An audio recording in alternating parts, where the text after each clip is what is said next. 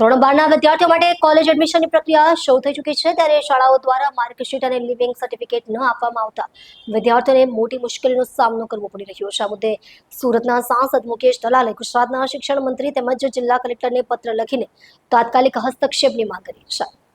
સાંસદ મુકેશ દલાલે પત્રમાં જણાવ્યું છે કે હજી સુધી શાળાઓએ વિદ્યાર્થીઓને માર્કશીટ અને મૂળ લિવિંગ સર્ટિફિકેટ આપ્યા નથી, જેના કારણે વિદ્યાર્થીઓ જાતિના દાખલા, નોન ક્રિમિલિયર સર્ટિફિકેટ જેવા આવશ્યક દસ્તાવેજો બનાવવામાં પણ અસમર્થ બન્યા છે।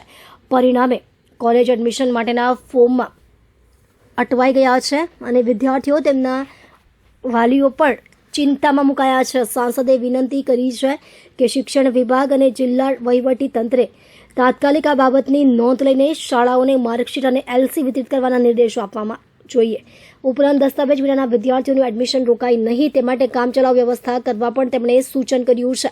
નોંધનીય છે કે સુરત શહેર અને જિલ્લામાં મોટી સંખ્યામાં ધોરણ 12ના વિદ્યાર્થીઓ ઉચ્ચ શિક્ષણ માટે કોલેજોમાં પ્રવેશ લેવા ઉત્સુક છે, પરંતુ આ તકનીકી અવરોધને કારણે તેમનું ભવિષ્ય અટકી પડ્યું છે। હવે જોવાનું એ રહ્યું કે સાંસદના પત્ર બાદ તંત્ર કેટલી ઝડપથી સમસ્યાનો ઉકેલ લાવે છે। આપણે સૌ જાણીએ છીએ તેમ હાલમાં જ ધોરણ 12ના કોમર્સ અને સાયન્સના ઓનલાઈન પરિણામ આવી ગયા છે। કોલેજની વિવિધ ફેકલ્ટીઓમાં એડમિશનની પ્રક્રિયા પણ ઝડપથી શરૂ થઈ રહી છે।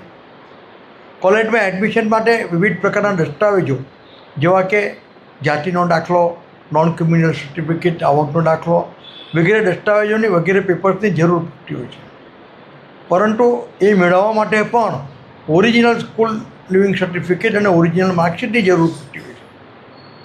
પણ ટેકનિકલ કારણોસર હજુ સુધી આ ઓરિજિનલ માર્કશીટ અને ઓરિજિનલ સ્કૂલ લિવિંગ સર્ટિફિકેટ વિદ્યાર્થીઓને મળી શક્યા નથી।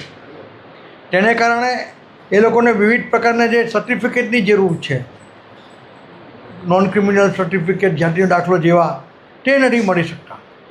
આથી મેં શિક્ષણ મંત્રીશ્રી અને કલેક્ટરશ્રીને પત્ર લખીને એક તાકીદ કરી છે કે ઓરિજિનલ સ્કૂલ સર્ટિફિકેટ અને ઓરિજિનલ માર્કશીટની નકલો વિદ્યાર્થીઓને તાકીદે ઉપલબ્ધ કરવામાં આવે, જેથી તેના આધારે બીજા દસ્તાવેજો મેળવીને કોલેજમાં એડમિશનની પ્રક્રિયા ઝડપથી શરૂ થઈ શકે, અથવા કોઈ બોનાફાઇડ સર્ટિફિકેટના આધાર પર કે અન્ય કોઈ દસ્તાવેજના આધાર પર તે લોકોને આવકના દાખલા, જાતિના દાખલા, નોન ક્રિમિનલ સર્ટિફિકેટ ઇસ્યુ કરવામાં આવે, જેથી કોલેજમાં એડમિશનની પ્રક્રિયા વિલંબાય નહીં અને ઝડપથી પૂર્ણ થાય।